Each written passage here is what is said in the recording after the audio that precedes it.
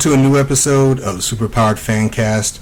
My name is Darren. Now, I have a great guest on the episode this week, and there have also been some really great comics that were released this week as well, and I highly recommend them. Now, the first one that I'm going to recommend is Scott Snyder and Greg Capullo's Dark Knight's Death Metal #1. Now, it came out this Tuesday, and if you haven't picked it up yet, go out and get it from your local comic book store or digitally. It is absolutely worth the read. Now, Snyder is crafting a story that takes the reader through the history of DC event comics. So he touches on storylines like Crisis on Infinite Earths and the New 52, and he connects them in a way that rewards the longtime reader with a mandate that it all matters. Like, all of these storylines that you've been reading for years, they matter in this story, and they have something to do with the overall plot. And all of those things, all of those events and their fallout, they come into play in this storyline. Now, I gave this book a 10. The first issue was amazing, and I absolutely cannot wait for the next one. Now, Tom King continues his interesting and really engaging look at what it means to be a superhero in Strange Adventures #2. Now, King, Mitch Gerads, and Evan Doc Shaner bring in super genius and adventurer Mr. Terrific to investigate Adam Strange, and what he discovers will lead to some really hard questions he's going to have for Adam Strange, especially about his history and his book. Now, Jane Foster makes a final stand against the Rakva in the latest issue of Jane Foster Valkyrie #10 from Jason Aaron, Torrin Grönbeck, and Ramon Rosales. Now, Jane will have to take on Tyr, Thor, and Sif without her powers if she hopes to stop the spread of the darkness of the Rakva. But tonight, our guest on the podcast is actor, writer, and producer Jesse Camacho. Now, Jesse Camacho has appeared in films like Rapturepalooza, Kick-Ass 2, and Good Sam, as well as series like Mother Up, Less Than Kind, and Insomnia. Now, he can currently be seen playing Doug, a member of the Savini Squad, on the Netflix series Locke Key, based on the comic book series by Joe Hill and Gabriel Rodriguez. And we had a really great interview. I really enjoyed talking to him. I think we're going to have him. I would absolutely love to have him back on the show because I want to do a kind of a deep dive into season 1, and it's just I really enjoyed having him on the show. So without further ado, here is Jesse Camacho. Jesse Camacho, thank you so much for being on the podcast. I really appreciate you being here. I'm a huge fan of Locke Key, and I'm really looking forward to talking to you about your career and show and anything else you want to talk about. Oh yeah, thanks so much for having me, man. Yeah, this is going to be fun. It was such an amazing experience and show to be a part of, and I've been very blessed with the career that I've had so far. So yeah, let's dig in. It's going to be a good time. Yeah, absolutely. And speaking of your career, I mean, kind of I talk to writers a lot, and to learn about their journey from what they enjoy to what made them decide to be writers. So I guess the same thing would apply to actors. Like, what was your acting journey like? What made you pursue a career in it? Yeah, well, it's I'm kind of, I guess, I don't know if it's a rare case, but an odd case is both my parents are actually actors as well. So I was I came out of the womb sort of wanting to follow in those footsteps.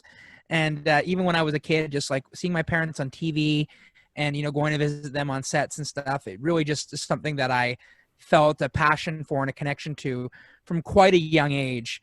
I think at 5 years old, I started to ask if I could jump in. And my parents at first were a little like, are you sure? It's, there's a lot of rejection. Right. It's not exactly always fun when you're working. It's the greatest, but that's, sometimes few and far between those times. Mm-hmm. But eventually when I was about 8 years old, my parents were like, all right, well, let's give this a shot. And that's why, you know, I was super fortunate that I kind of had, you know, my foot in the door at a young age. Like my dad had a really good relationship. Actually, both my parents were with the same agency, and developed a really good rapport with their agents. And my parents were some of the more fortunate actors who had made a career out of it. So the, you know, their agent at this time, this great woman named Molly Reisler, was like, yeah, let's see. I'll give him some representation. And I was fortunate enough to book a couple gigs, and then ended up going with another agent at some point, and kind of the rest is history. But yeah, it was kind of just, it's in my blood. Oh, absolutely. So, I mean, so, and along those lines, like, what is it, I guess, about the craft that you find the most fulfilling personally? Like, what is it about acting that you, I get, yeah, again, fulfilling? What do you Yeah. find the most interesting and challenging, frankly, about it? I guess it's that childhood fun thing about playing dress up, right? I mean, it really does kind of come down to that in some degree. And then it's like, how far can we push ourselves in that medium? And maybe it's because I've considered myself as a human being. I'm a bit of a square. I'm a bit of a, you know, I don't take a lot of risks myself. You know, I'm not, I like to have the occasional beverage and stuff, but I'm not a huge like partier in any Right. sense of the word. So I kind of channel all what I wish I had in me in terms of adventurous spirit into roles and work and worlds you can create and that kind of stuff. It's like, well, if I'm not going to be the guy to jump out of a plane and look badass with the parachute because I'm way too scared, I can play that guy on camera and people will think it's me, you know? So there is some of that, but I also just really kind of like exploring different personalities and, you know, different kinds of people. And I just like trying to fit a different mold per se. And I'm sure there's some kind of deep psychological, you know, insecurity reason, but I know for me, it just seems, it really does come down to, it's just super fun for me. And it's the kind of hard work I enjoy. I was never really a math guy. I was never really, you know, a science guy. This was the kind of thing I was always really good at. I was always a decent public speaker. I love being in the school plays. I love performing and, you know, making people laugh, even though I'm not really a comedian. So yeah, I guess it's just that kind of, you know, really wanting to entertain, and beyond that, really kind of enjoying the mental preparation and sometimes physical preparation that comes with that kind of work. All right. And I guess the thing is, I mean, just kind of taking the psychological aspect out of it, if you're enjoying what you're doing, you don't need to dig too deep into why. You just Yeah, tend to exactly. just enjoy it. Right. But as far as your career goes, like you've been featured in everything from like live action to animation. Like, what are some of your kind of favorite live action roles, and like what was your best, I would say, animated role experience? Like, which one did you have the most fun with? Well, you know, that's another great thing about the industry too, is that those are two very different, obviously, kind of work. You know, it's weird in animation, all your instincts kind of go against all your on-screen instincts. You want to be very expressive and you want to be very much kind of over the top behind the mic. Anyway, that's a whole other thing. But in animation, I would say that there's probably a tie for my two favorite jobs. When I was much younger, God, I think I was maybe around 11 or 12. I could be even wrong on that. I did a really fun animated cartoon called Creep School that it never really got any legs. It never really went anywhere beyond a first season, but it was, well, this is with what's happened this past week, not exactly the best reference to say, but I was a big Harry Potter fan as a kid. And yeah, it's been a tough week for a guy that's got a Harry Potter room in his house. Well, Anyway, things. I mean, that goes into exactly, you know, separating it's the art from the artist. So exactly. That cartoon was very much in the spirit of that kind of thing. It was about kids that go to a school that has monsters, and I just was really into that when I was a kid. So I really loved that job, and I was one of the main circle of kids. And the other animated job that I really had fun with was one I actually just did about a year ago called Agent Binky. Pets of the Universe Ready for Space Travel, which was really fun. It was about household pets that think they're astronauts and they think insects and stuff are aliens. And I played the kind of kooky Agent Binky the cat. And that was really fun. So those would be my favorites. I'm hoping that show gets to come back. That's on the Cartoon Network. In terms of live action, I've been incredibly lucky. And that's really the field that I'm the most passionate about. I love animation, but there's something to me about being on the set, interacting with others, basically going against all the quarantine measures we have right now. That's what the thing I love about on set so much. And I would say there was a movie I did when I was 12 called 12 and Holding that I shot in New Jersey, which I was a big instrumental movie for me.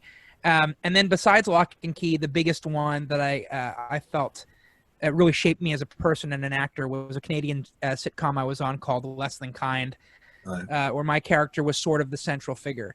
And growing up as kind of always an overweight kid, I always felt that I always played the best friend, right? The kind of nerd or the best friend. And in this show, I was sort of the central focal point of the show. And getting a chance to do that was so much fun. And the kinship I developed with my castmates was amazing. And that show went through a lot. We ran 4 seasons over 5 years, but we changed networks. We had a cast member pass away. So that was a really interesting experience. And then I would say it was Locke and Key. Those were really the biggest ones. There's been a couple great indies that I've done in there too, but I've just been super lucky. There's nothing I look at on my resume really that I say like, oh, that wasn't great. I mean, sometimes some movies are better than others, but each experience brought me something, and I'm super lucky that way. Well, and being the lead in the series, is that something that you would want to do again, or like you are do you like being part of an ensemble, or if the opportunity came around for you to kind of be the lead in a show, is that something you would consider? Oh, absolutely. I mean, just in terms of even if we're not talking about the fun part of it, even just as an actor, finances are always so up and down, and being on a television series is the closest you'll come to a 9 to 5 almost, or a consistent paycheck. So just that alone. But putting that aside, I would have done Less Than Kind for free for the rest of my life. I mean, and Locke and Key, the same thing. Very much so. I mean, I don't need to be the lead. I don't have that need. It was cool to have that experience, to know that, someone that who's not, as I say, a GQ supermodel could be the focal point of something was a really cool experience for me. And I know a lot of people in many different areas have struggled, that haven't had a chance to do that deserve it. So I was super lucky. But for me, it's as you said, it's that teamwork. I love being a member of a team. I love being part of an ensemble. Obviously, I love to be a regular where I'm in every episode. But, my situation on Locke and Key is really wonderful. So, yeah, it's something that I would do absolutely every day. Okay. Well, one of the other things I want to talk about, because I was looking through your IMDb, and I'm a sketch comedy fan, and I saw that you were on Kids in the Hall, Death Comes to Town. Like, were you a fan of the kids before you got the role, and what was kind of the experience working with them like? That's actually a really great question, and this is one I can give a great answer to. Mark McKinney was the showrunner for Less Than Kind. He was one of the 3 creators. So I got really, really close with Mark. And Dave Foley came and guest starred on Less Than Kind, and Kevin McDonald came and guest starred on Less Than Kind. So I think we were between seasons, I would say seasons 2 and 3 of Less Than Kind, and my agent called me and she's like, hey, Kids in the Hall are doing something, and I guess maybe Mark suggested you, or they knew you're working with Mark. They want you to come in. It was a tiny thing, but they said, do you want to come in and just have some fun with the kids in the hall? And I was like, yes. I mean, yes. So I went, and who was directing? I think Bruce was directing, and I'd never met Scott, so I got to shoot my scene with Dave, and then and then we all kind of hung out that night and drank wine, and then everyone kind of went to bed, and then I think I don't think that he drinks anymore or parties at all, but I stayed out pretty late with Dave Foley and a couple of the crew, and we had a really, really fun time. So I love all those guys are amazing, and Mark especially has been really great to me, and all the success I've had is really due to him and the 2 other creators of Less Than Kind, Marvin and Chris, for choosing me for that part, because everything I have is because of them. So I love the Kids in the Hall. Yeah, that's awesome. I've always been a huge fan of that. I've always been honestly, I've always been a huge fan of sketch comedy and Canadian sketch comedy, like SCTV. I've always been a fan of those for years, and I'm so excited for them to come back. But as far as back to your experience, like, so you're currently starring as Doug on Lock and Key. Now, had you read the comic series at all before you started, or have you read it since you got the role? So I had heard of them. I obviously knew what they were, and I knew who Joe Hill was. Yeah. I was a fan of his. He's an amazing writer. I didn't read them until I booked the job. So it was between booking it and day one on set. I read it in that window. I ordered it on Amazon, and I read it in basically one sitting because it's like right up my alley. That really fun fantasy, great like you know. Great backstory, really great, just everything. I really love the mythology of it all. So it was really right up my alley. So I read it, before I got to set. I got you. And as a writer, you've written a show before. Is writing something you want to do more of? Like, have you written like any other shorts or screenplays, or would you write your own graphic novel if the idea came to you? Oh my God, I would love to. I think that the format I'm the most comfortable with is script writing, and I've written, a bunch of shorts and several features. None of them really. I did one short that I shot with a couple of friends last year that we're still trying to figure out what we can do with it. It's the struggle of every independent producer. Once you've shot it, where do you go? I really love the process of writing. It's very, very hard. Writing dialogue is really tricky, Mm-hmm. and just structure is really tough. But I think I'm learning as I go, and I definitely have a passion for it. But I'm just not as I feel pretty comfortable in front of the camera usually. Mm-hmm. I'm not quite as comfortable behind the keyboard yet. I'm getting there, but it's still a little tricky for me. But I'd love to, all aspects. I'd love to try writing novels. I'd love to write graphic novel scripts. I'm still kind of figuring out what my voice is. That's my struggle right now. Well, that's the thing is, I mean, you're there with you're there in it with other creatives. Like, so you have that ability to kind of I guess to talk to them about the craft and what they Mm-hmm. enjoy about it. But as far as back to the acting part of it, how did the role of Doug come about? And like, how did you Was it just an audition? Did somebody call you? Like, did you see? Because Lock and Key's had like a long kind of production history, Mm-hmm. where I think it's had like two previous pilots that have been shot before. So it's kind of Yeah. how did it come to that you got on the show? I guess. Yeah, so I think, as you said, there was a Fox pilot in 2010 Yeah. that didn't get picked up, but apparently, that Fox shot. And then, so Carlton Cuse, who's one of the two showrunners, who actually was also the showrunner on Lost, which was the show I was obsessed with in high school. Yeah. So you're talking about writers that you want to pick their brain. Mhm. Carlton is definitely top of that list. Meredith too, who did Haunting of Hill House, which I was obsessed with as well. So Yeah. anyway, super lucky. So I actually had auditioned for the Hulu pilot for a different role, and I didn't get it.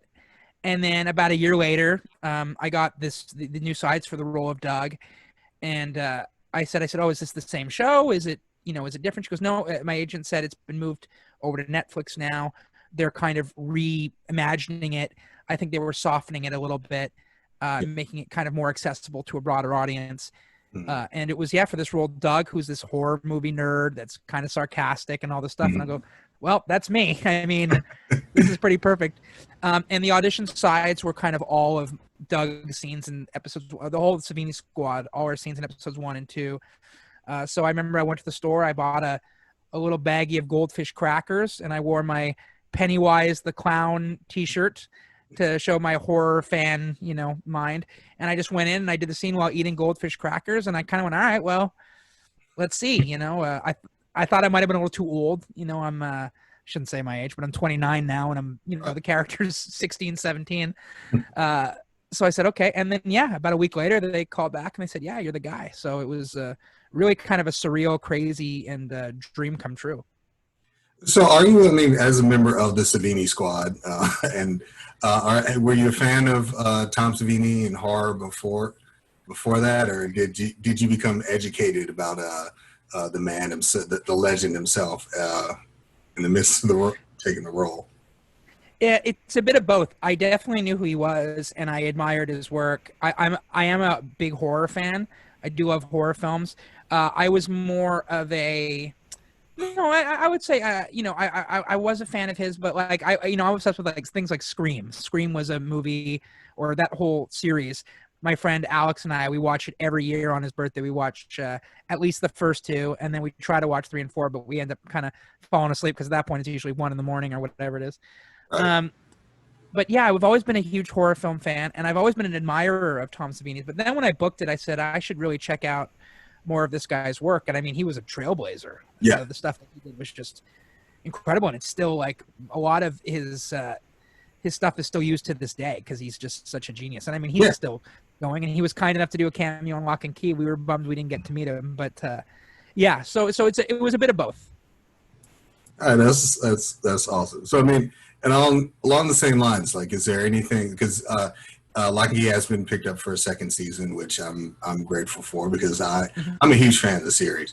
But is there anything you can say about the second season? Like, no spoilers, but have you all started filming? Are you a part of it? Have you gotten any of the scripts, things like that?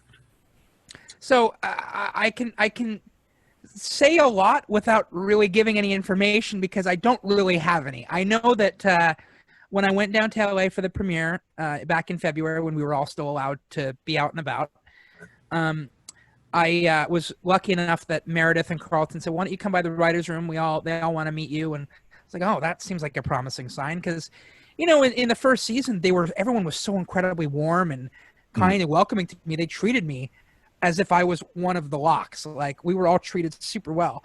And I was kind of in my head thinking, that's really kind of them, but they don't need to treat me this nice. I mean, I love the role and I love the squad, but I was like, we're kind of showing up infrequently and, doing our thing. And I thought we were used perfectly, but they were, just so overly generous to us that when I went down to LA and she invited me, I was like, oh, well, this is par for the course. They're just really nice people. And going in the room, they didn't tell me anything. But from what I understand, the Savini squad will be back and be back in full force. And apparently they've got some fun stuff lined up. I swear to God, I honestly don't know what it is. I haven't seen a script. I think we were originally going to be shooting now. It would have been, I think, maybe May or June. Again, I'm not quite sure. But that's obviously it's been pushed, and we're kind of figuring out when we're going to go. And as I keep saying, if us being delayed is the worst thing that happens for us because of this, it's not a big deal. Like, we can wait. It's not a problem. But I'm very excited, and apparently I'll be back. So I'm hoping that I can sneak through and make it out alive. Well, I'm looking forward to seeing you again on it. Now, is there anything else that you've been working on before the quarantine? Anything that you have coming out that you wanted to talk about or discuss? Nothing like that's going to be imminently coming out. Well, that's not actually quite true. I did a great fun little web series called Night Owl with my buddy Rebecca Michigan. That's sort of about the graveyard shift at a local grocery store and about how all those people interact, and that was a lot of fun. Other than that, I'm developing a series with one of the other creators of Less Than Kind, this great guy named Chris Shaysgreen. It's a show called Heavy, and it's about it's sort of autobiographical, but not really. It's just sort of the starting out point. It is based on me as an actor struggling, with his love life and his career, but it's all from the perspective of someone who's quite overweight and how that affects every aspect of his life. Right. So it's really more of a character study. So we're hoping that we can find a home for that. But as long as it doesn't take me away from Lock and Key, because I'll do Lock and Key until I'm 6 feet under. So yeah, that's sort of what's coming down the pipeline. But I as of terms of timetable, we're not exactly sure yet. All right. Well, that's awesome. Once again, I really want to thank you for taking the time to speak to me and tell me about your experience and Lock and Key and your career, and really I'm sorry, hold on one second. No, I love doing this and coming on, and it's really been wonderful chatting. So no, I really appreciate it. I think that hopefully we'll get to do it again, and when season 2 comes along, we can find a time to kind of sit, and hopefully maybe we can find a time between when we've shot it and before it comes out, and I can come on and give you some non-spoilery hints as to what's coming up. Again, cross that it happens. Yeah, I would absolutely love to, because one of the things I really want to do is kind of like dig into it, because I love the series and love the Netflix show. I would love to talk to you about it again, and anytime you want to come on, just let me know and I will make the time. So I really appreciate it. Yeah, absolutely. And yeah, we'll be in touch. I'd love to do it again. Thank you so much for having me. All right, thank you. I appreciate it. So, Jesse, if you want people to follow you on social media, where can they find you at? Yeah, so I'm on Twitter and Instagram. My Twitter is at Jesse115115. That was my homeroom in high school. There's no other secret meaning to that. And on Instagram, I'm at Jesse JD Camacho. I'm still kind of figuring out my Instagram identity, but I'm, having some fun, and there's some fun behind Locke Key behind the scenes stuff on there if you look through it. So yeah, that's where I'm at right now, and I'll keep trying to figure it out. It's fun to go on there. Awesome. Once again, I want to thank Jesse Camacho for being on the Superpowered Fancast this week. I really enjoyed talking to him, and definitely hope to have him on again. As always, if you want to find me, you can follow me on Twitter at SuperpoweredFan. If you have any questions, concerns, critiques of the show, you can send me an email at superpoweredfancast@gmail.com. And as always, you can find latest news and reviews on my website, www.superpoweredfancast.com. So until next time, this is Darren for Superpowered Fancast, signing off saying, I'll see you next time.